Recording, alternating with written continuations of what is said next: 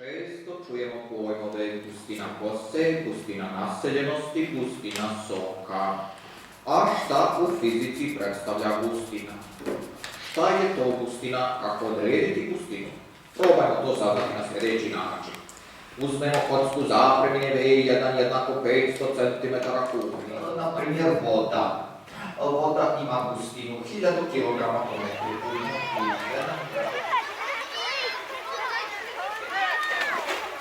Nekog oblika kao što je kocka, piramida ili lopta. I tijela neprevrnuto.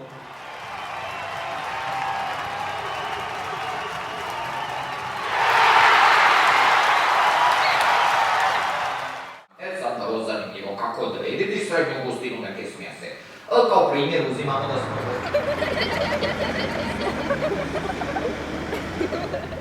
Zapremina 2 puta veća, V2 jedna.